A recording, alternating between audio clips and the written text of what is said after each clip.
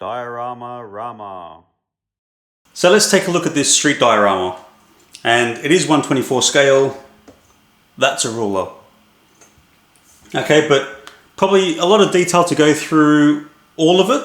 But what I'll do is I'll maybe talk about some of the details on how I actually built it and the components that went into it. So firstly, it's a 12mm MDF base. So it's 1 centimeter by 1 centimeter wooden stock that I've cut into about 4.5 centimeter pieces, and that's created like a curb. Then to build that elevation behind the curb, but to allow it to be a little bit more, not flat, but have a sort of a wavy effect, that unevenness, which really helps when you're weathering things and picking up, different edges. I got some popsicle sticks like these, which I've accumulated over time by eating ice cream. Build them up about 3 levels high and position them like that. So you can see in between there's a bit of a gap, and across there's a little bit of a gap. Then I'll get some air dry clay, lay it flat, and then use some Green Stuff World, do a series of rollers.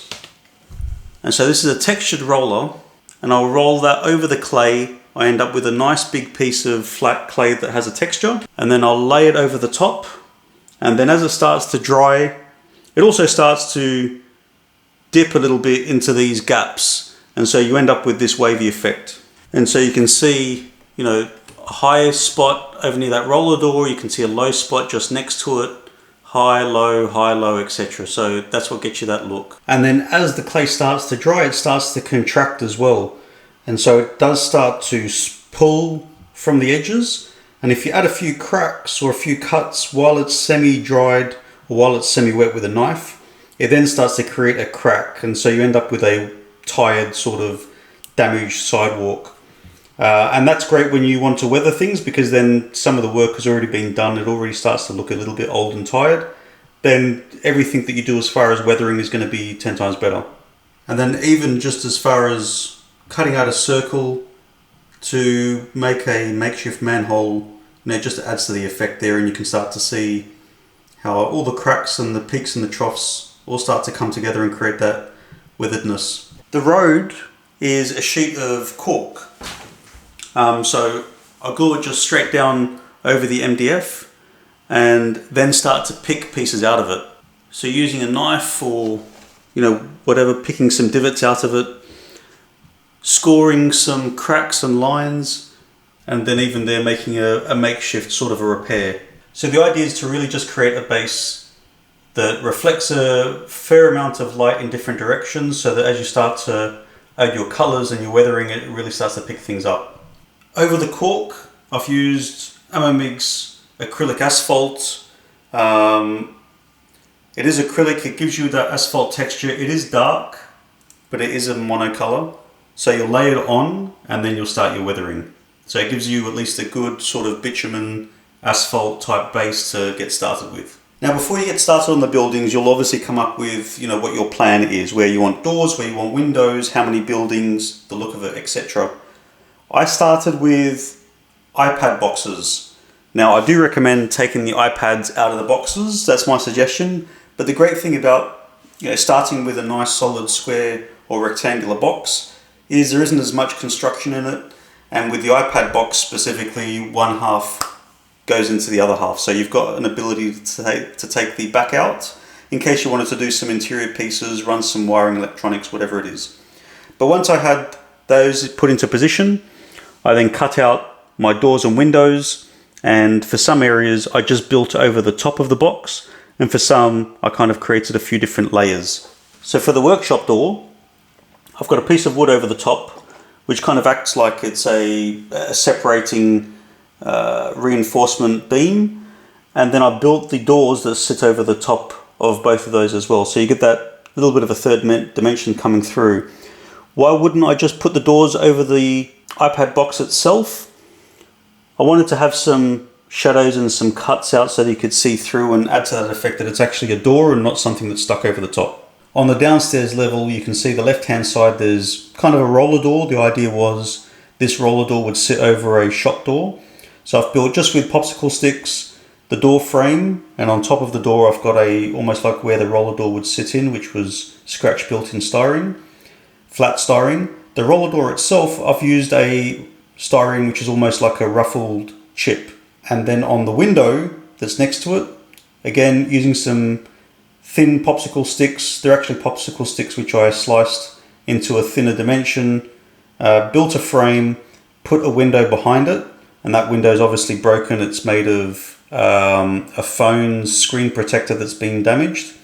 Then over the top of it, random piece of plastic, I don't know where it's from, I think it's from a kit somewhere, it was just in my box. Painted that in sort of rusty, weathered metal sort of a look and put that over the top. And so now you've got like a foreground and a background that gives you a few different layers. Upstairs, similar ideas with the door and the window, just in a different shape, and probably the window ledge is a thicker piece of wood just to, create a little bit of variation. Otherwise it's the same. Instead of the broken glass, I put just clear styrene behind there and use some napkins to create some umbrellas. On the door itself, I just used some pieces of wood. So you can see the door is blue. It's not flat. I've just used a few different pieces of wood to come up with a different design. And you can see the lower part of the design has a bit more of a detailed look. It's got those vertical sort of pieces. Those are actually toothpicks, wooden toothpicks that I've just cut down to a standard size and laid out. Painted it all one colour so it looks like the design of the door. Along the edge of the building, you can see that there's a little bit of a stone-ish design. And I've just taken cardboard, which was thick enough to create a different dimension, cut it into big pieces and small pieces and just alternated where they sit. I did that on the upper and lower levels of the residential side of the building on the left-hand side, but I didn't do it on the right-hand side building because I thought that was a bit more industrial, didn't need to have that kind of detail. And so that balcony, I've just taken some foam sheets for the base, created a pattern in 3D for the railing, printed that out, and really just created a cantilever effect, which is the balcony itself is a lot deeper than just what you see, and so it insets into the box itself. That way it's going to stand the test of time and it'll stay upright for quite a while.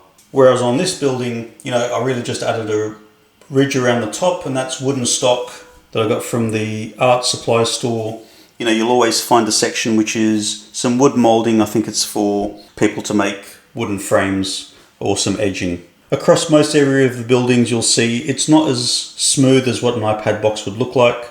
And again, similar to what I use for the asphalt, Amamig make a concrete effect. Similar to the asphalt, it's just more of a light grey, but it has that sandy sort of effect in there.